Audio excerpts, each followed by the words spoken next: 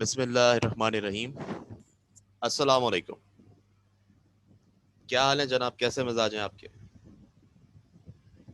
ठीक ठाक, खैरियत से? जी वालेकुम अस्सलाम, वालेकुम अस्सलाम।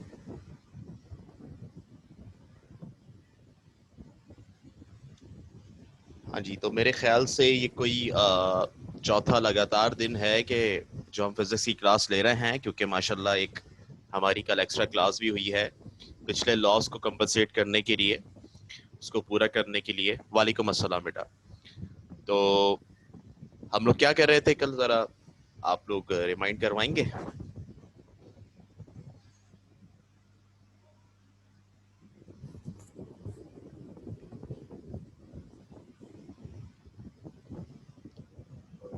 चैप्टर नंबर 3 के न्यूमेरिकल्स हो गए थे और मैंने वादा किया था कि आज हम कुछ पास्ट पेपर के जो क्वेश्चंस हैं वो हम डिस्कस करेंगे, वो इसी बेस पर हैं। सॉरी, कोई नई चीज़ नहीं है। और आपसे कहा था कि जो 10 ईयर है उसमें आप तलाश कीजिएगा कि जो क्वेश्चंस आपने यहाँ पर किए हैं बहुत सारे वहां पर आपको नजर आएंगे, आपको पता चलेगा कि पेपर में आते हैं। और इसके अलावा कुछ डिफरेंट क्वेश्चंस हैं जो आज मैं यहाँ करवाने वाला हूँ, वो आपकी बुक में हैं मगर कुछ मुख्तलिफ अंदाज से हैं। यहाँ पर कुछ चेंज करके आपको पेपर में दिया जाता है, पेपर में पूछा जाता है। तो आज इसको करते हैं। मेरे ख्याल में मेरे पास ही कोई 3 क्वेश्चन है बेटा जो मुख्तलिफ ईयर में आए हुए हैं। अच्छा, कुछ क्वेश्चन ऐसे थे जो आए हुए तो थे, तकरीबन हर साल ही इससे सवाल आता है, लेकिन वो आप कर चुके हैं पहले ही बुक में आपकी। समझ रहे हैं बात को? तो वो आप खुद जब 10 ईयर को आप रीड करेंगे तो आपको पता चलेगा कि कौन सा क्वेश्चन कौन से ईयर में आया है, तो वो मार्क कर लीजिएगा अपने पास। मैं करवा चुका हूँ बाकी आपको वो। ठीक है, दैट्स वाई वो मैं दोबारा डिस्कस नहीं करूंगा। जी बच्चा बोलो। सुलेमान।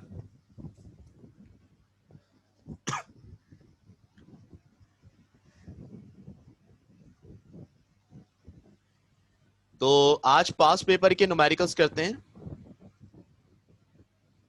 चैप्टर 2 के बेटा कौन से? चैप्टर 2 पीडीएफ की बात कर रहे हो, पीडीएफ से उतारने की? चैप्टर 2 का तो बता दिया था बेटा मैंने। चैप्टर 3 का नहीं बताया मैंने भी। चैप्टर 2 का तो काम करना है ना आपने। 3 का मैंने नहीं बताया था क्योंकि 3 के नोट्स मेरी नजर से गुजरे नहीं थे, तो वो आपको गाइड कर देंगे फिर। ठीक है, 2 का तो जो काम है वो आपने उतार लेना है उसमें।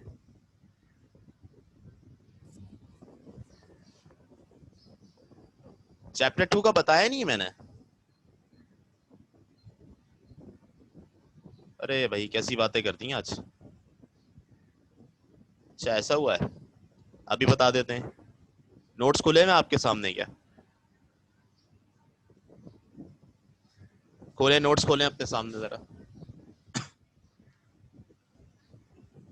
बेटा इसमें पहला सवाल है आपके पास नोट्स के अंदर, what is mean by measurement. बिल्कुल उतारना है। Question number 2 define the term unit भी उतारना है। क्वेश्चन 3, 4, 5, 6। हाँ, ये तमाम चीजें वही हैं जो मैंने पढ़ाई हैं, तो इसमें कोई एक्स्ट्रा चीज मुझे नजर नहीं आ रही। ये सभी आपने करने हैं। 9, 9 भी करना है, 1 से 9 तक। हम्म,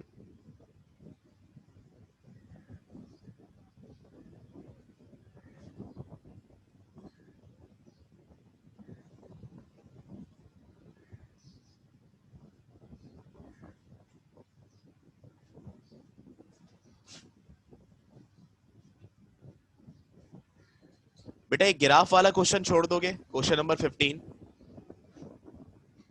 ठीक है, क्वेश्चन 15 को कट कर दो, क्वेश्चन 16 को कट कर दो। 15 को कट कर दो, 16 को कट कर दो, 17 को कट कर दो। कौन कौन से? 15, 16, 17 कट कर दो।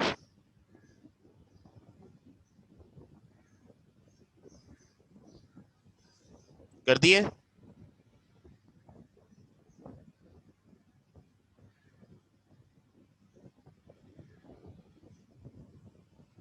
बस ठीक है, बाकी चीजें उतार लेंगे आप, बाकी चीजें आप अपने पास कर लेंगे।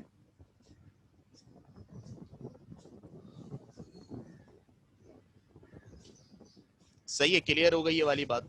अब आते हैं हम आज की बात पर। टेंशन फ्री हो गए ना, अब बार बार टेंशन लेते रहते हैं। थ्री का बाद में आपको बता देंगे, चैप्टर थ्री का, उसके लिए वेट करें। Kinematics of linear motion chapter आज खत्म होने जा रहा है। ये फॉर्मूला ही है, एक नजर देख लेते हैं आज इनको दोबारा से। ये यूनिट्स जो बताई थी आपको, ये टिप्स आपको बताई थी, और आज हम आते हैं पास्ट पेपर से कुछ न्यूमेरिकल करने पर। आइए स्टार्ट करते हैं बेटा। सबसे पहले जो मैं आपको न्यूमेरिकल करवाने जा रहा हूं यहां पर, वो बेटा आया है 2019 में भी आया है और 16 में भी आया है। 2016 में सवाल हाफ पूछा गया है, 2019 में पूरा पूछा गया है। 2 इयर्स में आया हुआ है। सवाल कुछ यूं है, a ball is dropped from a tower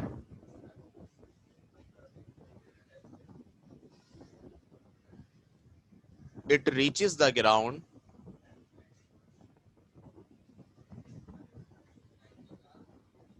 it reaches the ground in 10 seconds in 10 seconds। बेटा आवाज ठीक नहीं आ रही क्या मेरी?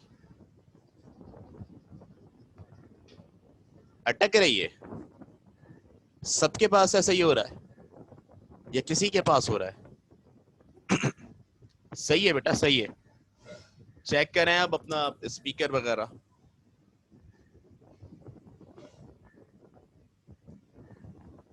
चलें जी। A ball is dropped from a tower, it reaches the ground in 10 seconds।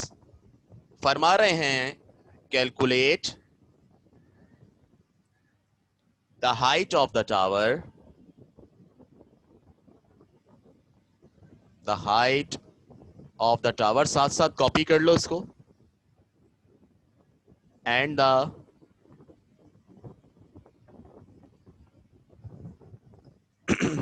the velocity with which, and the velocity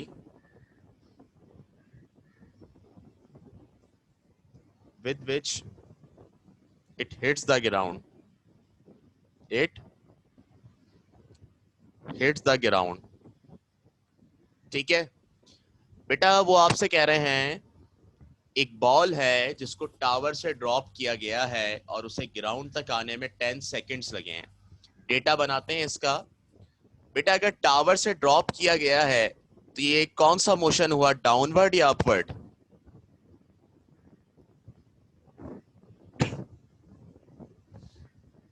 downward हुआ। और डाउनवर्ड के लिए जो जी की वैल्यू है वो कितनी लेते हैं हम? प्लस में लेते हैं माइनस में लेते हैं? प्लस में लेते हैं ना, तो मैंने यहाँ पे +10 ले लिया, +10 मीटर पर सेकेंड स्क्वायर। 10 लिया करें ज्यादातर, इससे कैलकुलेशन आसान हो जाती है। अगर कभी सवाल में बाउंड कर दे आपको कि 9.8 लेनी है तो फिर 9.8 लेंगे, अदरवाइज नहीं। ठीक है, क्योंकि जो सवाल में वो बाउंड कर देते हैं तो फिर उनकी इंस्ट्रक्शन के मुताबिक चलना होता है, वरना तो आप अपनी मर्जी से 10 लें। अच्छा बेटा, फिर कह रहे हैं कि उस बॉल को ग्राउंड तक आने में कितना टाइम लगा है? 10 सेकेंड का टाइम लगा है। तो ये टी आपके पास आ गया 10 सेकेंड्स, टी भी आ गया। और बोलिए और क्या है? A ball is drop from a tower. जब बॉल को टावर से ड्रॉप कर रहे होंगे, वही वाली लॉजिक कि वो पहले रेस्ट में होगी ना, फिर उसने चलना शुरू किया है, वो नीचे आई है। तो जब कोई बॉडी पहले रेस्ट में हो और फिर चलना शुरू कर दे तो उसकी क्या चीज जीरो होती है? क्या चीज जीरो होती है? Yes yes, initial velocity v i, v i zero. ठीक है, और आगे बढ़ते हैं। और क्या है? फिर आपसे कहते हैं calculate the height of the tower, H निकालो यानी, and the velocity with which it hits the ground. और वो वेलोसिटी जिस वेलोसिटी से उसने ग्राउंड को हिट किया है, ग्राउंड को हिट किया है। दो चीजें निकालनी है। तो रिक्वायर्ड के अंदर मैं दो चीजें लिख लूंगा। पहली चीज मेरे पास क्या है बच्चों, पहली चीज निकालनी है हाइट, और दूसरी चीज जिस वेलोसिटी से हिट किया है। समझदार हैं आप लोग, पढ़ चुके हैं, समझ जाएंगे क्या है ये वीएफ, फाइनल वेलोसिटी, जिससे हिट करे वो फाइनल वेलोसिटी होती है। गुड। अच्छा जी, अब आते हैं सॉल्यूशन के ऊपर। सॉल्यूशन सही है। अब क्या निकालूं पहले बेटा, क्या मैं एच निकाल सकता हूं पहले?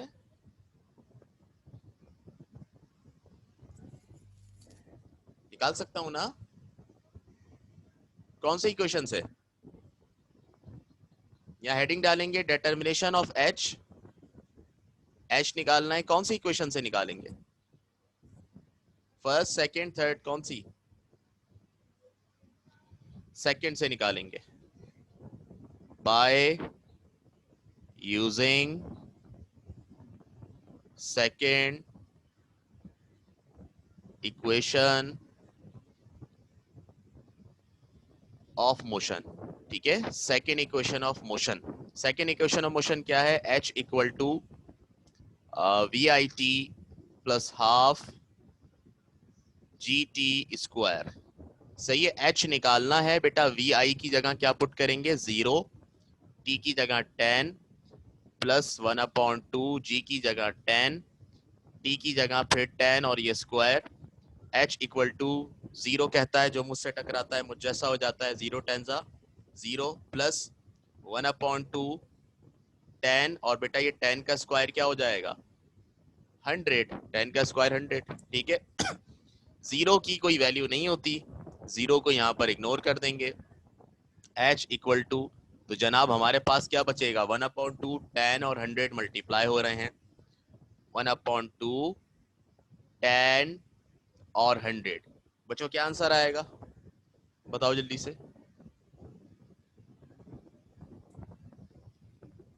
100 को 10 से मल्टीप्लाई कर लें, 2 से डिवाइड कर लें, 100 10 जा 1000, 1000 डिवाइडेड बाय 2 500। तो हाइट आ गई 500 मीटर, 500 मीटर। किसी सिंगल स्टूडेंट को भी मसला है इसमें तो बता दें, कोई भी परेशानी, कोई चीज इसमें समझ में ना आ रही हो।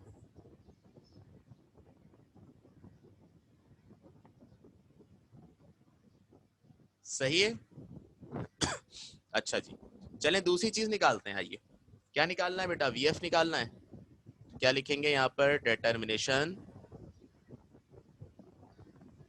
ऑफ वीएफ, वीएफ निकालने जा रहे हैं। कौन सी इक्वेशन लगाऊं बताओ?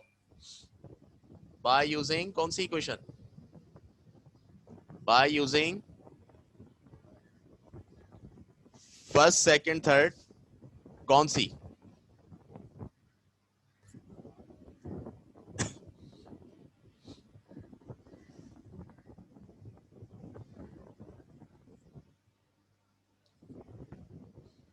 फर्स्ट से निकल जाएगा। फर्स्ट के लिए क्या चाहिए?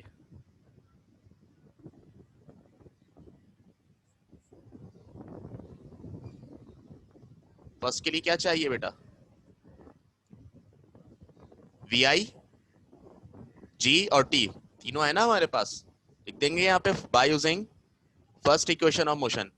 आयशा बेटा मैं बताता हूँ आपको अभी, ठीक है, मैं अभी बता देता हूँ, ये कंप्लीट कर लूँ मैं, पास पेपर वाले, ठीक है, उसके बाद बताता हूँ। First equation of motion, v f equal to v i plus g t. ठीक है, v f equal to v i की जगह 0 प्लस जी की जगह 10 और टी की जगह क्या आएगा? क्या दिया हुआ है टी हमें? टी कितना है? 10। टी की जगह 10 आ गया, तो बेटा कितना आंसर आ गया? ये 10 10 जा 100। वी एफ का आंसर आ गया 100 मीटर पर सेकेंड। ये फाइनल वेलोसिटी आ गई। बताओ समझ में आया ये?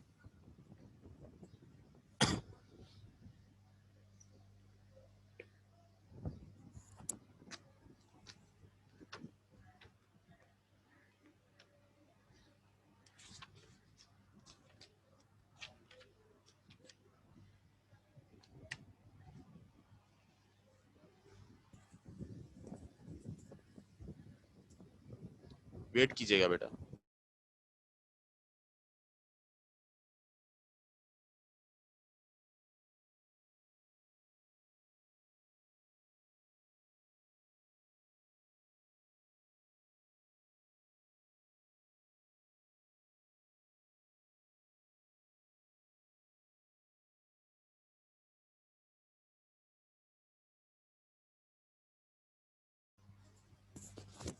सही है जी, अब आगे बढ़ते हैं बेटा।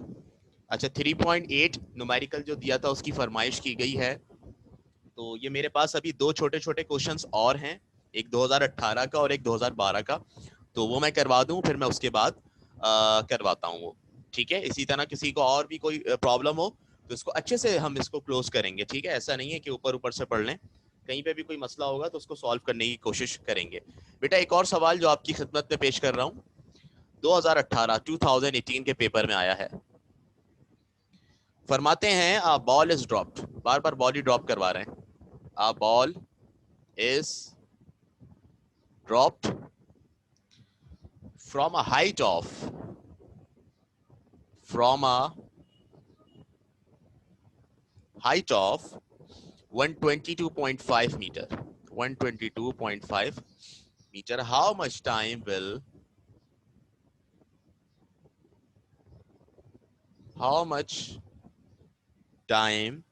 will it take to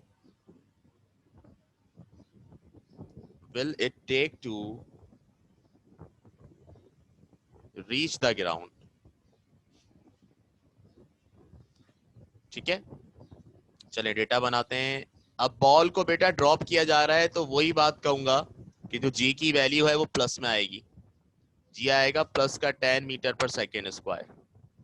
सही है, from a height of 122.5 metre, height भी गिवन है, एच एच लिख देंगे 122.5 मीटर।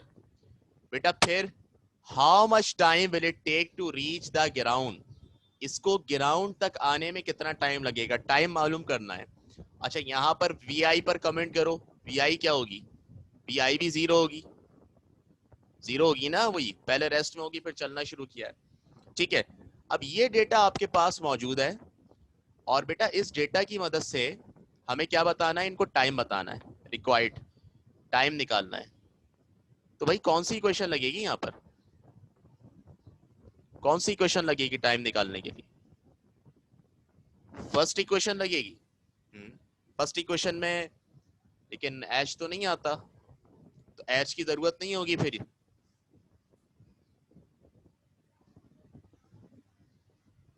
और उसके लिए वी एफ भी चाहिए बेटा, वी एफ तो हमारे पास नहीं है ना, तो फिर हमें मजबूरन कौन सी इक्वेशन लगानी पड़ेगी, सेकंड इक्वेशन लगानी पड़ेगी।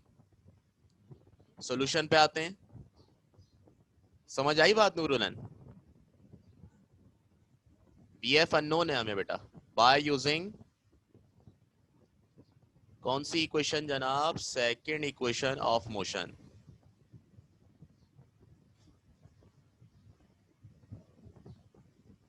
और सेकंड इक्वेशन क्या है, h equal to v i t plus half g t square.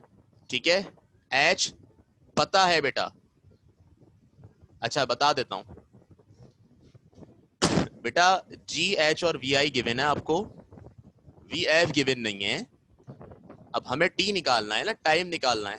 तो बेटा टाइम निकालने के लिए हम फर्स्ट इक्वेशन नहीं लगा सकते क्योंकि हमारे पास वी एफ नहीं है, थर्ड इक्वेशन भी नहीं लगा सकते, हमारे पास वी एफ नहीं है। ओनली हमारे पास एक ऑप्शन है और वो सेकेंड इक्वेशन ऑफ मोशन है, वो लगा सकते हैं। एच की जगह बेटा, एच की वैल्यू 122.5 पुट करेंगे, वी आई कितना है, जीरो है, टी हमें मालूम करना है प्लस 1/2, जी 10 है, टी हमें मालूम करना है, ऐसे ही छोड़ देंगे। 122.5 ऐसे ही रहेगा, जीरो टीजा जीरो हो जाएगा, प्लस 1/2 10 टी स्क्वायर। जीरो को इग्नोर करेंगे, बचेगा 122.5 इक्वल टू, जीरो को इग्नोर कर दिया तो क्या बच रहा है, 1/2 10 टी स्क्वायर। बेटा ये कैंसिलेशन होगी यहाँ पर, 2 वन जा और 2 फाइव जा। ठीक है, बचेगा क्या हमारे पास, 122.5 इक्वल टू 5 टी स्क्वायर। ये 122.5 equal to 5 t square, 5 multiply में इधर आके डिवाइड होगा, 122.5 डिवाइडेड बाय 5, राइट हैंड पे बचेगा टी स्क्वायर। अब मैं इसको पलट के लिख दूंगा, t square equal to 122.5 divided by 5। Divide कीजिए दोनों को और बताइए कितना आ रहा है टी स्क्वायर।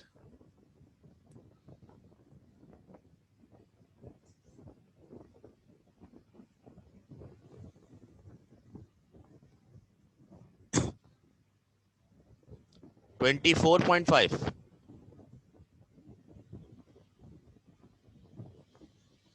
ठीक है, थैंक यू बेटा। अब हमें बेटा टी स्क्वायर नहीं निकालना, हमें टी निकालना है।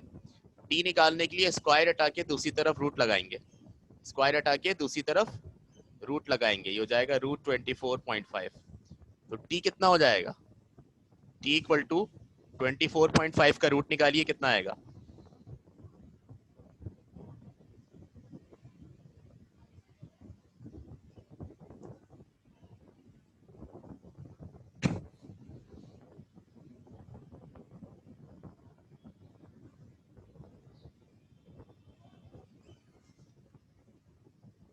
हाँ जी, कितना आ रहा है? आज जैद नजर नहीं आ रहा है क्लास में, गायब हो गए कहीं? क्लास में मौजूद है?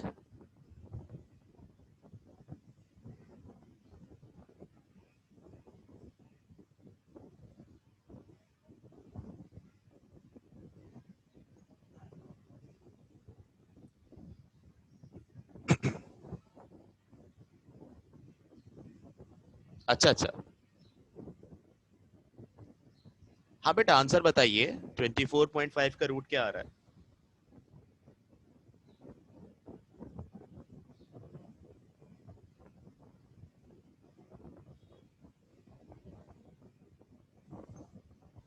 4.9497474। बेटा पॉइंट के बाद 2 डिजिट ले लेंगे ज्यादा से ज्यादा। 4.94 और ये आ गया सेकंड में आपका आंसर, 4.94 सेकंड। ठीक है, ये टाइम आ गया आपका। टाइम मालूम करना था और टाइम आ गया। बताओ, समझ में आया? कॉपी करेंगे इसको या कर लिया है? बैक तो नहीं करनी स्लाइड?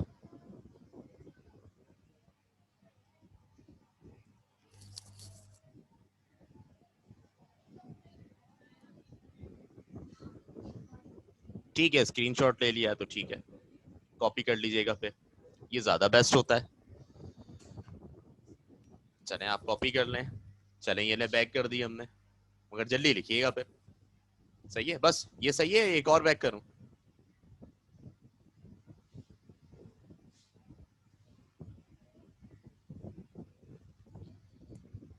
बस अब तो इख्तितामी मराहिल हैं ये, और इसके बाद इंशाल्लाह ताला फिजिकल जब रिज्यूम होगा तो फिर उसमें पढ़ेंगे मजे से, और उसमें ज्यादा फिजिबल होगा।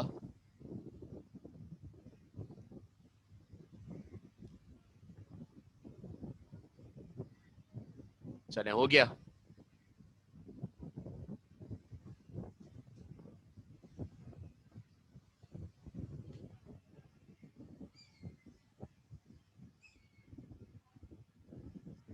हाँ, आपको अपडेट मिल जाएगी बेटा, बेफिक्र रहें। कब से आपको आना होगा, अपडेट मिल जाएगी। बट ये कि एक अच्छी बात है कि आपने यहाँ पे भी बड़ी मेहनत की है और बड़ी मेहनत से पढ़ा है ऑनलाइन भी। So very good.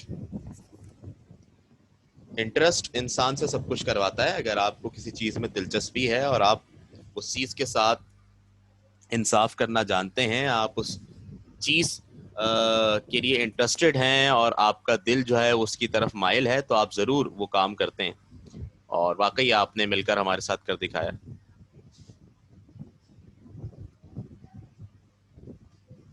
नूरुलैन बता देंगे बेटा, ठीक है, बेफिक्र रहें। अच्छा जी, बेटा एक न्यूमेरिकल मैं और करवा रहा हूँ पास पेपर का, बस उसके बाद फिर वो जो 3.8 की फरमाइश आई थी उसको पूरा करेंगे, और टाइम बचा तो आज ही चैप्टर 4 स्टार्ट कर देंगे। 2012, 2012 का 8 साल पहले ये सवाल आया है। A car is moving. A car is moving on a straight road. A car is moving on a straight road at a speed of 5 meter per second. It is accelerated at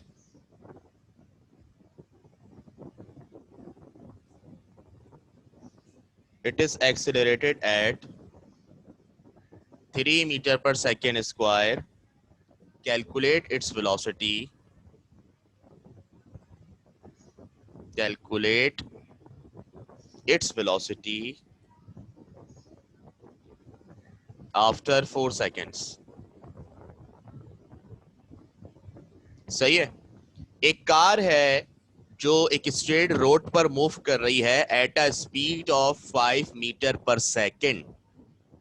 कहने का मतलब यह है कि एक car की speed इतनी है, इनिशियली वो मूव कर रही है इतना। It is accelerated at 3 metre per second square. ये एक्सेलरेशन दे दी। एक्सेलरेटर दबाते हैं तो वेलोसिटी बढ़ती है, तो 3 मीटर पर सेकेंड स्क्वायर की एक्सेलरेशन जब दी तो वो कह रहे हैं कि वेलोसिटी चेंज हुई होगी ना। फरमा रहे हैं calculate its velocity after 4 second. तो बताओ इस एक्सेलरेशन के नतीजे में उसकी जो वेलोसिटी है वो 4 सेकेंड के बाद क्या होगी। तो क्या निकालने को बोलना है आपसे ये एक्चुअली?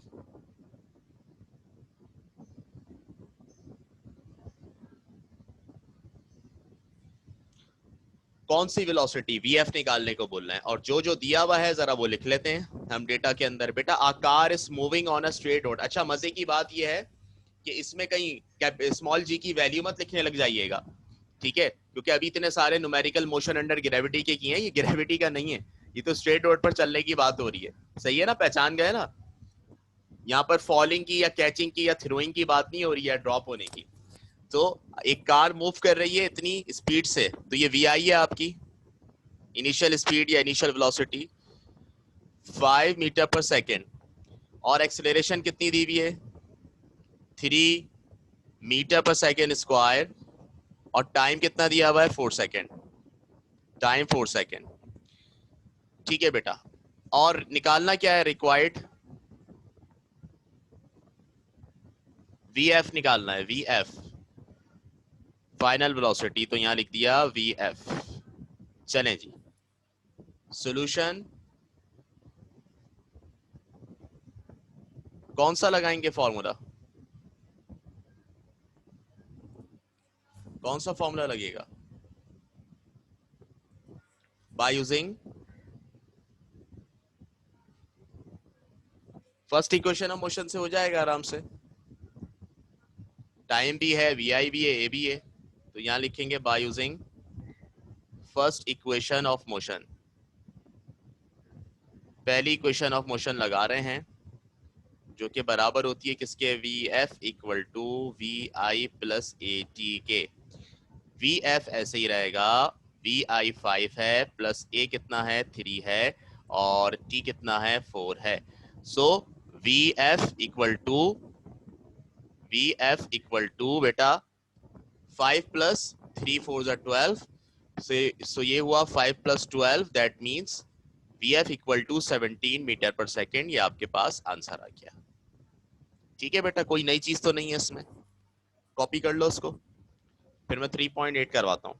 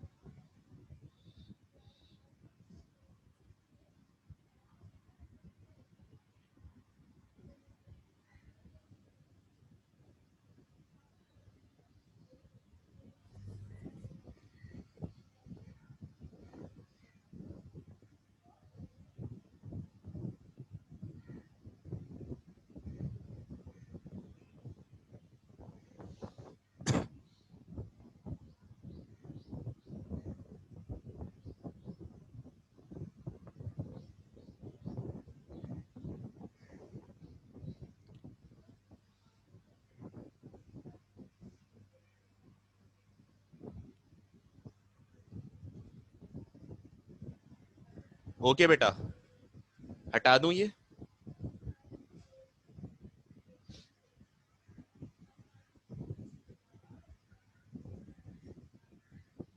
नहीं बेटा, अलग पोर्शन ना बनाओ, ठीक है। उसकी वजह यह है कि फिर ना कुछ चैप्टर्स ऐसे हैं कि उनके अंदर न्यूमेरिकल्स नहीं होंगे, ठीक है। तो वो कहीं ऐसा ना हो कि आपकी थ्योरी एक पोर्शन में है, न्यूमेरिकल दूसरे पोर्शन में, तो कोई चैप्टर ऐसा जिसके न्यूमेरिकल हो और वो आप भूल जाएं और पेपर के वक्त तैयारी करते वक्त आप ना करें तैयारी, इस तरह का कोई वो मसला ना आए। बेटर होता है कि एक साथ हो, क्योंकि पता है क्या होगा अभी, अभी होगा मैंने इस चैप्टर में आपको एंड में करवाए न्यूमेरिकल्स, लेकिन आगे कुछ चैप्टर्स कुछ टॉपिक्स ऐसे आने वाले हैं कि बस मैं थ्योरी का टॉपिक पढ़ाऊंगा और साथ साथ उसका न्यूमेरिकल करवा दूंगा। सो इट इज बेटर, अपने एक्सपीरियंस के मुताबिक जो मैं सजेशन देना चाहता हूं वो यही देना चाहता हूं कि आप उसको साथ करें बेटा।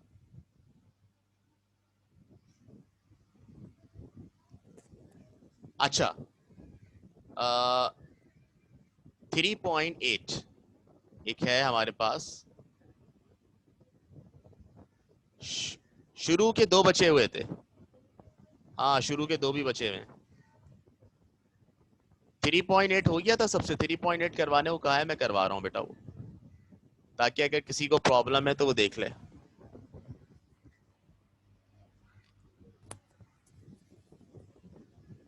A bus is moving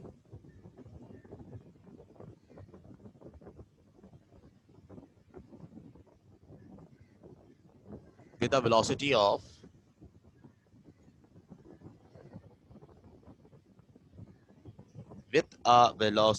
of 72 kilometer per hour.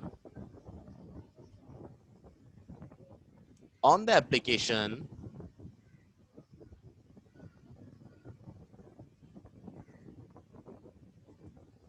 of the brakes,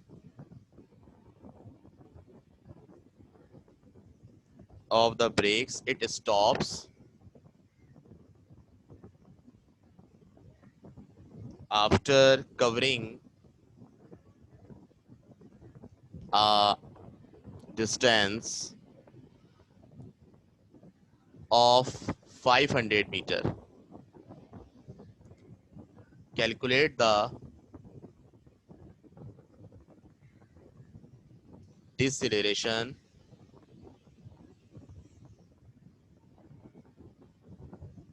produced by the brakes. Produced by the brakes. ठीक है। डेटा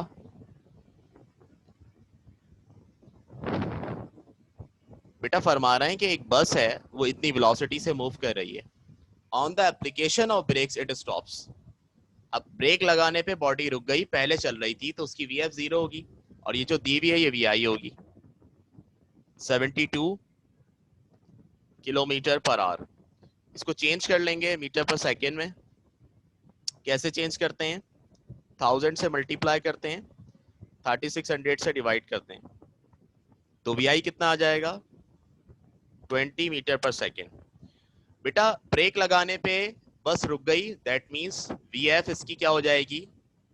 जीरो हो जाएगी, ठीक है। After covering a distance of 500 metre, distance s है आपके पास 500 मीटर, सही है। Calculate the deceleration produce by the brakes. अब डिसेलेरेशन का मतलब क्या है बताया हुआ है आपको। डिसेलेरेशन जब बोले तो एक्सेलरेशन ही निकालते हैं, लेकिन उसका आंसर जो है आपके पास क्या आ रहा होता है? नेगेटिव आ रहा होता है। डिसेलेरेशन का एक और नाम भी बताया मैंने आपको, क्या नाम बताया था वो?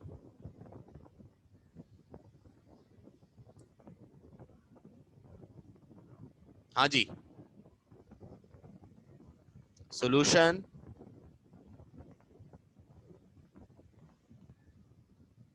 क्या नाम बताया था डिसेलेरेशन का? रिटार्डेशन या नेगेटिव एक्सेलरेशन? एनीवे, एस पता है, वी एफ पता है, वी आई पता है। इन तीन चीजों को लेते हुए कौन सी इक्वेशन लगा के ए मालूम करेंगे? सॉरी, कौन सी इक्वेशन लगा के वी एफ मालूम करेंगे? वी आई, वी एफ और एस पता है।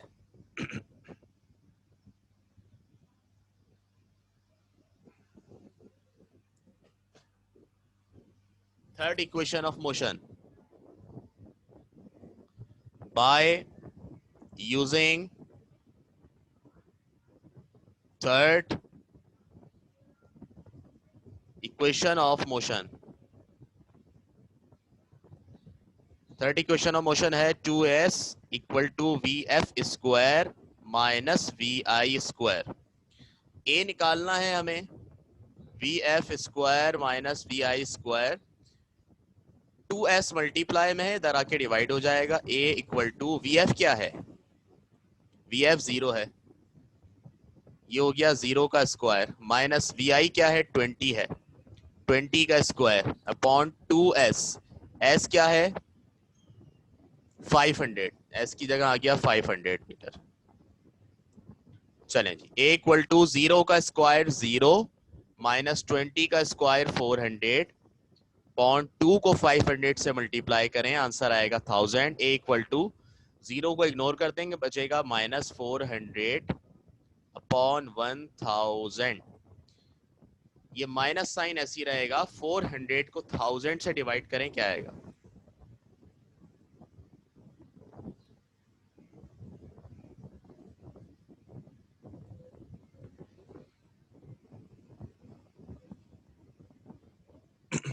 जीरो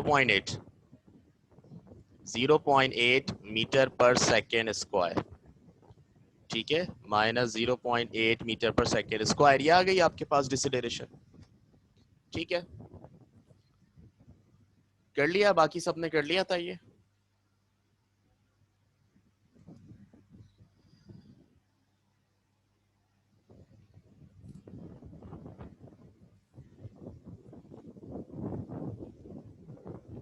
नहीं 0.4 कैसे आएगा, ये 0.4 आ रहा है. अच्छा अच्छा, हाँ ठीक है, 400 है ना ऊपर, 0.4 आएगा. ठीक है,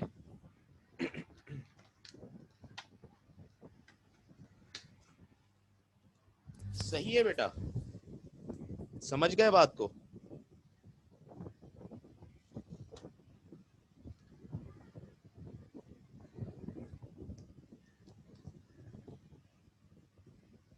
अच्छा, दो क्वेश्चन स्टार्ट के रह गए थे, 3.1 और 3.2, वो भी करवा देते हैं.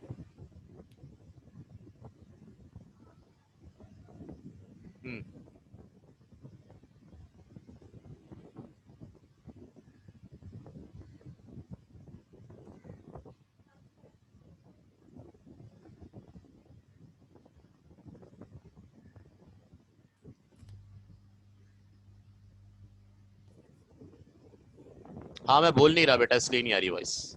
अब आ रही है. ठीक है, 3.1 करवा रहा हूँ मैं. 3.1, find the time taken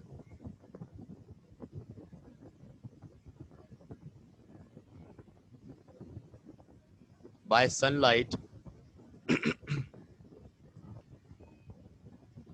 to reach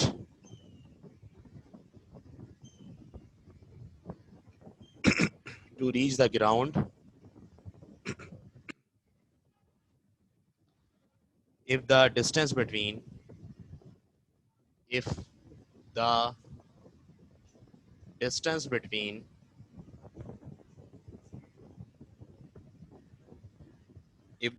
between the sun and the earth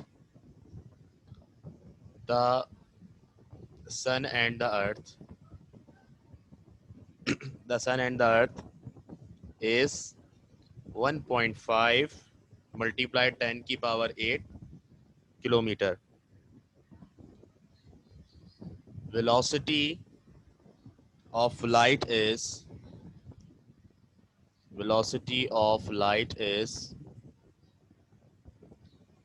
3 multiplied 10 की power 8 मीटर पर सेकेंड. ठीक है, डेटा क्या दिया हुआ है बेटा इसके अंदर. कह रहे हैं find the time taken by sunlight to reach the ground.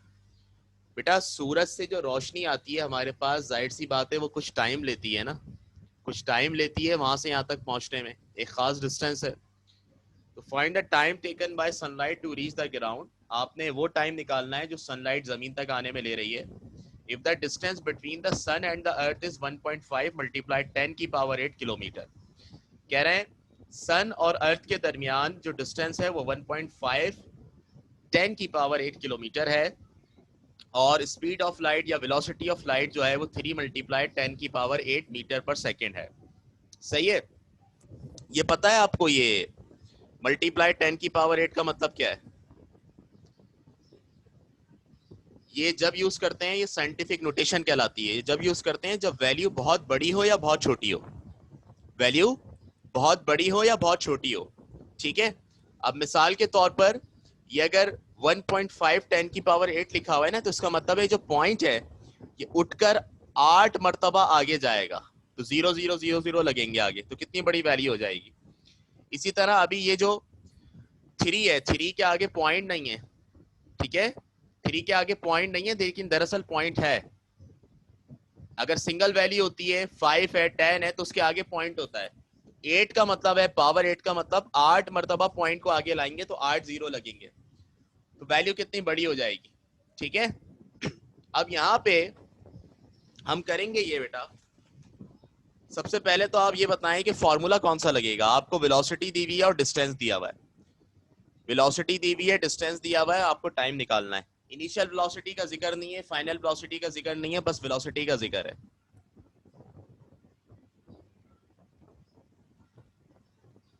सबसे पहले डिस्टेंस है, डिस्टेंस को हम लिख लेंगे s, सही है। कितना है 1.5 मल्टीप्लाइड 10 की पावर 8 किलोमीटर, मल्टीप्लाइड 10 की पावर 8 किलोमीटर, सही है। किलोमीटर में कभी यूज नहीं करेंगे, हमेशा मीटर में यूज करेंगे। और बेटा किलोमीटर से मीटर में लाने का तरीका भी सुन लेना, डेटा में ही किलोमीटर में लिखा हुआ है। किलोमीटर से मीटर में लाने का तरीका यह है कि आप उस वैल्यू को मल्टीप्लाई कर देते हैं 10 की पावर 3 से, तो वो मीटर में आ जाती है। क्या तरीका है? किलोमीटर से मीटर में लाने का तरीका है कि जिस वैल्यू को किलोमीटर से मीटर में लाना हो उसको आप मल्टीप्लाई कर देंगे 10 की पावर 3 से, 10 की पावर 3 से, ठीक है। अब क्या होगा मजीद, s इक्वल टू 1.5 मल्टीप्लाई, दोनों की बेसिस सेम है 10 10, एक दफा लिख देंगे जैसा मैथ्स में हमने पढ़ा है, पावर्स को ऐड कर देंगे, 8 प्लस 3 क्या हो जाएगा 11, और अब ये किस में आ चुका है, मीटर में। समझ आई बात ये कन्वर्जन वाली?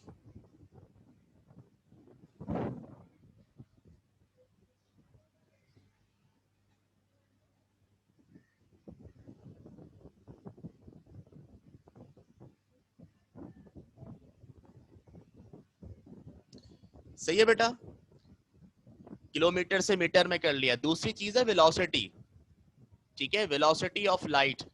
तो वेलोसिटी ऑफ लाइट हमारे पास है v, खाली v लिख देंगे, 3 मल्टीप्लाइड 10 की पावर 8 मीटर पर सेकेंड, ठीक है। अब लाइट की वेलोसिटी के साथ हमने वी आई या वी एफ क्यों यूज नहीं किया, v क्यों यूज किया है? क्योंकि बेटा वेलोसिटी ऑफ लाइट कांस्टेंट है। वेलोसिटी ऑफ लाइट क्या है, कांस्टेंट, आपको पता होना चाहिए। लाइट जब भी ट्रैवल करती है तो इतनी ही वेलोसिटी से ट्रैवल करती है, इसकी वेलोसिटी कभी चेंज नहीं होती, ये एक यूनिवर्सल कांस्टेंट है। तो बेटा ना इसको हम वी आई ले सकते हैं ना हम वी एफ ले सकते हैं। वी आई और वी एफ इनिशियल और फाइनल का कॉन्सेप्ट तो वहां आता है ना जब वेलोसिटी चेंज हो रही हो, ये तो चेंज ही नहीं होती।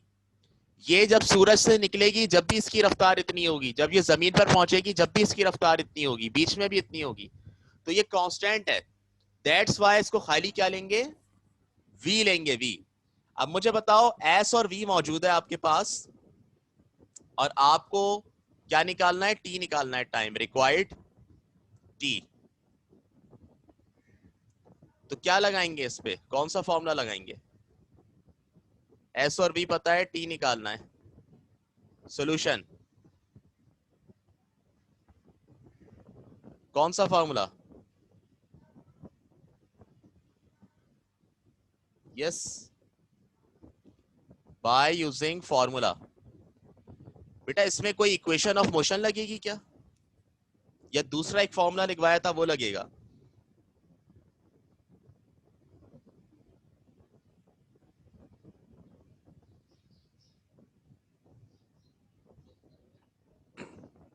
यस,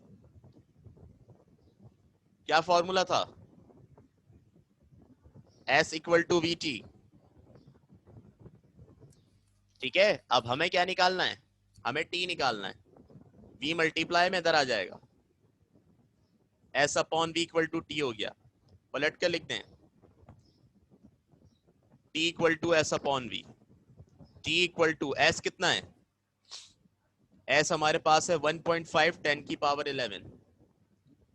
1.5 10 की पावर 11 डिवाइडेड बाय V कितना है? 3 मल्टीप्लाई 10 की पावर 8। अब अगर साइंटिफिक कैलकुलेटर हो तो इससे तो ये डायरेक्ट सॉल्व हो जाएगा, लेकिन मैट्रिक लेवल पे साइंटिफिक कैलकुलेटर अलाउ नहीं होता, आपको सिंपल कैलकुलेटर से करना है। तो आप सिंपल कैलकुलेटर से कैसे करेंगे, जरा बात को गौर से सुनिएगा। आप मैथ्स पढ़ रहे हैं, चैप्टर 2 पढ़ चुके हैं, आपको पता है पावर्स को कैसे ब्रेक करना है। ठीक है, तो ये 10 की पावर 11 है। देखिए मैं इसको ऐसे लिख सकता हूँ, 10 की पावर 11 को 10 की पावर 8 मल्टीप्लाई 10 की पावर 3 ब्रेक करके 11 को दो हिस्सों में ब्रेक कर दिया 8 और 3 में। क्या ऐसा हो सकता है?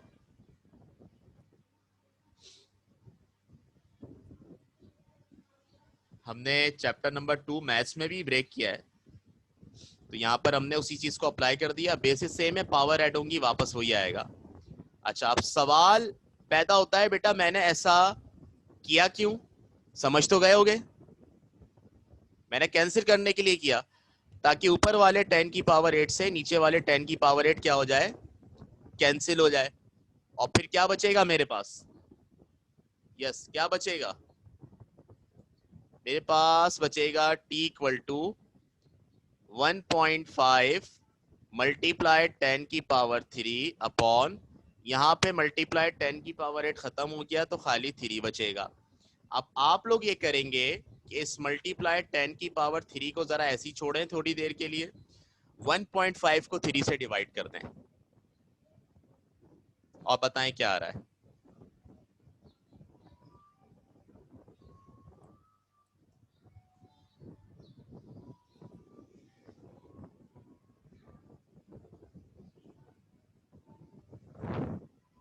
0.5, तो बेटा यहां पर लिख दिया 0.5 मल्टीप्लाई 10 की पावर 3। ये सही तरीके से नहीं लिखा हुआ। जब भी हम साइंटिफिक नोटेशन यूज करते हैं ना बच्चों, तो हम ये करते हैं कि हम पॉइंट को पहले डिजिट के आगे रखते हैं। तो पहला डिजिट हमारे पास है 5, 5 के आगे लाना है इसको। इस पॉइंट को उठा के कहां ले आएंगे? 5 के आगे, ये 5 के आगे लाएंगे। तो 5 के आगे लाने के लिए कितनी जंप्स करेंगे हम?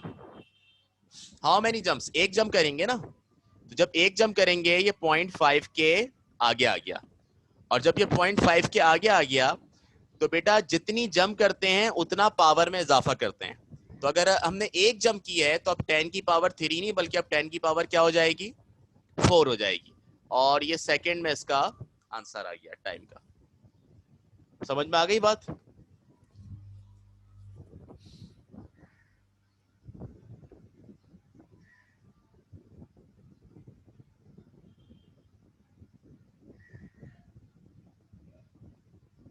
किसी को कोई इशू?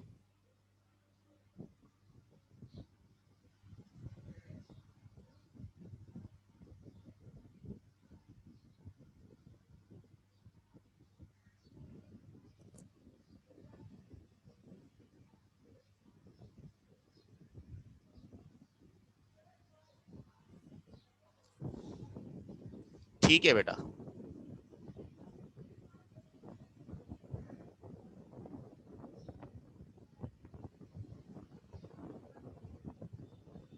बेटा ये 10 की पावर 4 का मतलब ये नहीं है कि 10 जो है वो 4 दफा मल्टीप्लाई हो रहा है अपने आप से। ये साइंटिफिक नोटेशन है, ये तरीका है डेसिमल नंबर को ऐसे लिखने का। समझ आ रही है बात? ये डेसिमल नंबर को लिखने का तरीका है। इसका मतलब ये है, 4 का मतलब कि 4 दफा ये पॉइंट पीछे जा सकता है, इतना छोटा नंबर है ये मतलब है इसका। सॉरी, आगे आ सकता है, ठीक है। अच्छा, एक चीज बता दूं, ये पॉइंट हम लेकर आ रहे हैं राइट पर। ये एक मैंने जल्दी में जरा लिख दिया। पॉइंट बेटा कहाँ लेके आ रहे हैं? राइट पर लेके आ रहे हैं ना। तो जब पॉइंट आगे लेकर आएंगे, पॉइंट राइट पर लेके आएंगे, दो तरीके हैं, या तो पॉइंट को लेफ्ट पर लेके जा सकते हैं या राइट पर। तो पॉइंट को राइट पे लेकर आ रहे हैं, तो जब पॉइंट को राइट पर लेकर आएंगे तो पावर में प्लस नहीं करेंगे, पावर में माइनस करेंगे, याद रखिएगा। तो 5 मल्टीप्लाई 10 की पावर 2 आंसर होगा, ठीक है। जब पॉइंट को राइट पर लाएंगे तो माइनस करेंगे पावर में, और लेफ्ट पे लाएंगे तो प्लस करेंगे, ठीक है। पावर में माइनस क्यों लगेगा? पावर में पहले से 10 की पावर 3 है बेटा, 10 की पावर 3 है, वो अपनी जगह कांस्टेंट रहेगा। हमने एक जम की है तो हमने 1 माइनस कर दिया उसमें से, बस। एक जम करने का मतलब 1 माइनस करते हैं। अब हमारे पास 10 की पावर 2 आ गया। 10 की पावर 2 का मतलब 2 दफा पॉइंट आगे जाएगा। तो 2 दफा जब पॉइंट आगे जाएगा तो 2 जीरो लगेंगे। इसका मतलब इसका रियल आंसर 500 सेकेंड है। तो 10 की पावर 2 या 10 की पावर 3 का मतलब कतन ये नहीं है कि 10 को 10 से मल्टीप्लाई कर दें 2 दफा या 3 दफा। सही है, ये पॉइंट को जितनी दफा मूव करते हैं उतनी पावर उसके ऊपर लगती है। ये है power notation.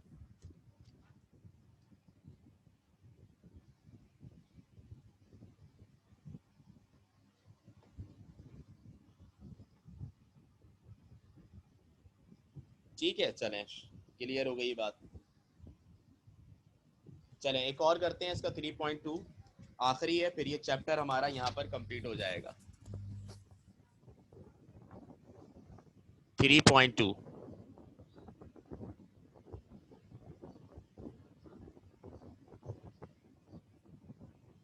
a person hears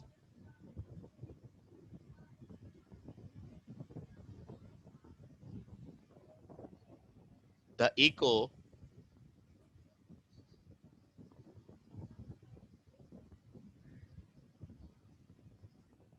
of his own sound from a distant hill.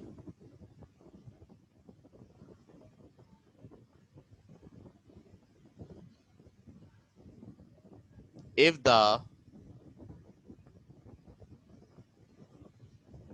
speed of sound is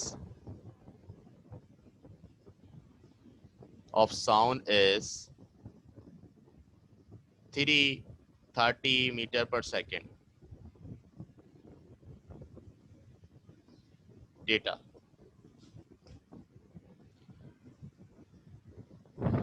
अभी हमने बात की थी स्पीड ऑफ लाइट की। स्पीड ऑफ लाइट भी कांस्टेंट होता है, स्पीड ऑफ साउंड भी कांस्टेंट होता है। वेव्स एंड साउंड जब मैं पढ़ाऊंगा तो इसमें इसकी तफसीलात बताऊंगा। अभी सिर्फ आपने यही याद रखना है कि speed of sound 330 metre per second या उसके अराउंड होता है। जब भी हम साउंड को ट्रांसफर करते हैं तो इतनी स्पीड से ही जाता है। और स्पीड ऑफ लाइट आपको बता दी लास्ट न्यूमेरिकल में, 3 मल्टीप्लाई 10 की पावर 8। क्या हो रहा है इस सवाल में?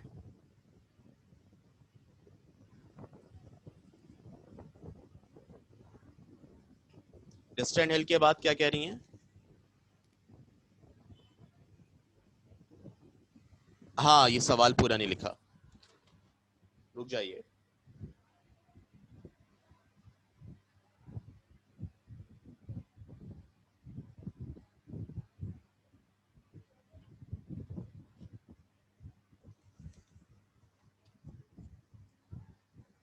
After 2 seconds,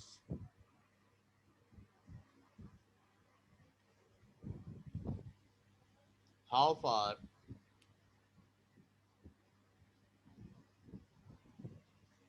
away is the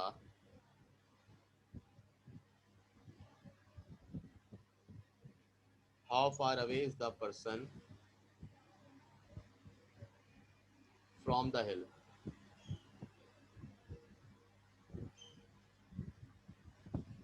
From the hill if the speed of sound is 330 metre per second. अब हमने इसको सॉल्व करना है बेटा। अब इसमें देखें क्या कह रहे हैं। एक पर्सन है, एक आदमी है, वो अपने साउंड का इको सुनता है। इको, इको का मतलब क्या होता है? आवाज का पलट के आना। आवाज जा रही है और फिर आ रही है। आवाज जाएगी, टकराएगी और फिर वापस आएगी। तो एक जाने वाला मोशन हो जाएगा, एक आने वाला मोशन हो जाएगा। सही है। A person hears the echo of his own sound from a distant hill after 2 seconds. 2 second के बाद वो एक डिस्टेंट हिल से, एक पहाड़ी से अपने साउंड का इको सुनता है। 2 सेकेंड टाइम है। How far is the person from the हिल? वो पर्सन कितना दूर है? वो पर्सन कितना दूर है, यानी एस पूछ रहे हैं, डिस्टेंस पूछ रहे हैं उसका। If the speed of sound is 330 metre per second, speed of sound भी दिया हुआ है 330 मीटर पर सेकेंड, और आपको क्या निकालना है? आपको इसका डिस्टेंस निकालना है। तो रिक्वायर्ड क्या लिखेंगे? एस, एस निकालना है आपको। बात समझ में आ रही है? डिस्टेंस आपको फाइंड आउट करना है। बताएं कैसे निकालेंगे और क्या लॉजिक लगाएंगे?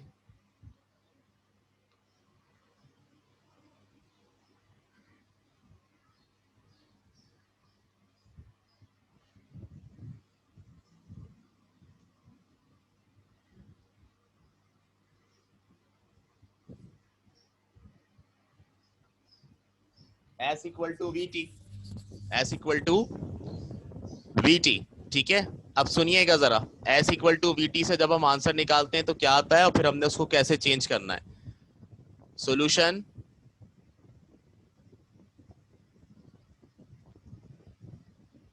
बाय यूजिंग फॉर्मूला,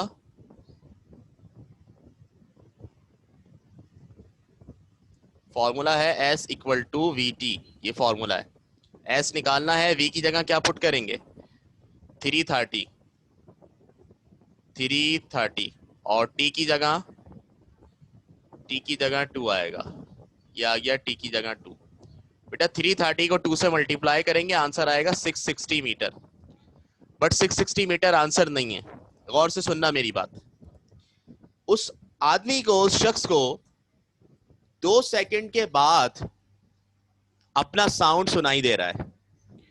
2 सेकंड का मतलब है, 2 सेकंड का मतलब है ई को सुनाई दे रहा है ना। तो ये आवाज गई और ये आवाज वापस आई। ये जाने वाला टाइम, ये आने वाला टाइम, ये जाने वाला टाइम, ये आने वाला टाइम। वो कह रहे हैं 2 सेकंड बाद सुनाई दी, मतलब टोटल टाइम 2 सेकंड है। तो जाने वाला टाइम 1 सेकंड होगा और आने वाला टाइम 1 सेकंड होगा। अब ये जो डिस्टेंस आया है ना, ये डिस्टेंस आया है जाने का प्लस आने का। जाने में जो कवर किया साउंड ने और आने में जो कवर किया, क्योंकि हमने टाइम टोटल रखा है 2 सेकंड। ठीक है। अगर हम टाइम 1 सेकंड रखते तो हमारे पास या तो जाने या आने का एक तरफ का आता। अब सवाल में उन्होंने ये नहीं पूछा कि साउंड जो ट्रेवल कर रहा है उसका पूरा ट्रेवल का डिस्टेंस बताओ। सवाल में उन्होंने सिर्फ ये पूछा है कि वो आदमी उस हिल से कितना दूर है, उस आदमी का हिल से कितना फासला है। तो बताइए 660 तो नहीं होगा, वो कितना होगा? 330। तो यहां पर लिख देंगे डिस्टेंस ऑफ अ पर्सन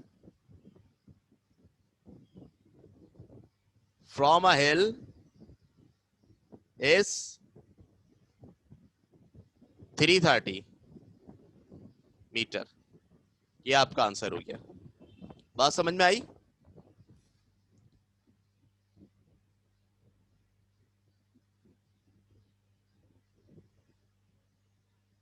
कोई सवाल है तो कर लें। यहां पे आके हमारा ये चैप्टर कंप्लीट हो गया है। कहां से ये आखिरी वाली बात रिपीट करूं?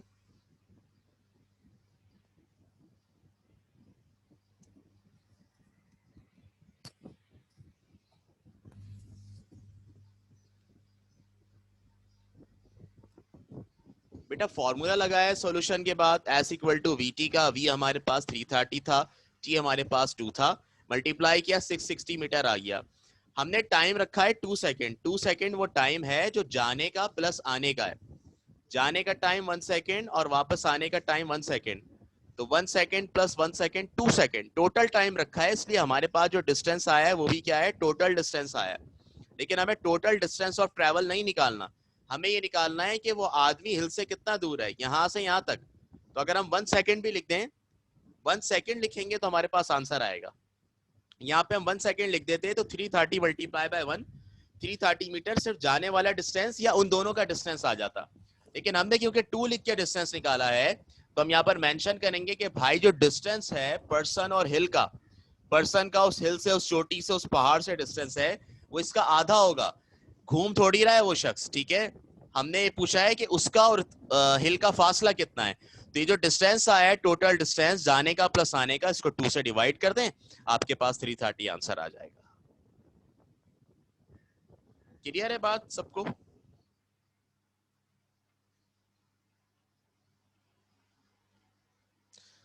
तो बेटा अब हम नेक्स्ट टाइम अपना चैप्टर नंबर 4 स्टार्ट करेंगे। यहाँ पे आके हमारा चैप्टर नंबर 3 कंप्लीट हो गया है अल्हम्दुलिल्लाह, और इसकी अब तैयारी करें अच्छे से। इंशाअल्लाह ताला इसको आगे कंटिन्यू करते हैं फिर नेक्स्ट क्लास के अंदर, ठीक है। Thank you very much, Allah Hafiz.